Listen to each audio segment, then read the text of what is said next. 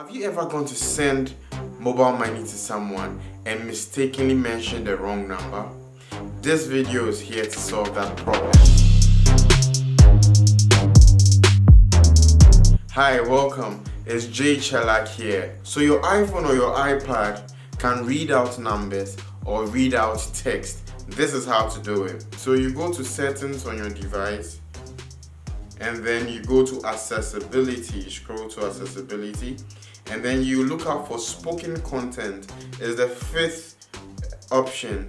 So we go to spoken content. Now when you go to spoken content, you can see a few options. So I just need you to turn on speak selection and speak screen.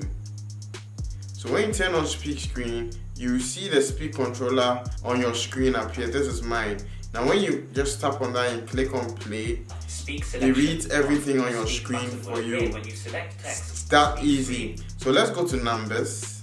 Let's try and read out a number. So you go to contacts and you can select any number. You long press the number.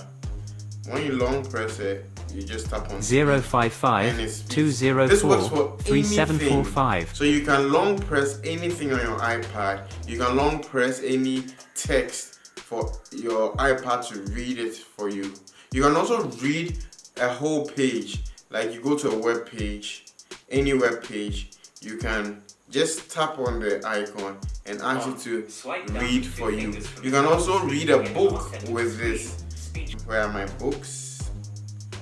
We go to documents. Okay, I was reading Game of Thrones, and then I can just ask it to read the whole page. You can see it's reading voices, speaking rate from the beginning. 50% pronunciations. Daenerys, Bran, Tyrion, Eddard, Catelyn, Jon, Tyrion, Eddard, Sansa, Eddard, Daenerys, Eddard, Jon, Eddard, Arya. Another thing I'd like to show you today is a simple way to take a screenshot.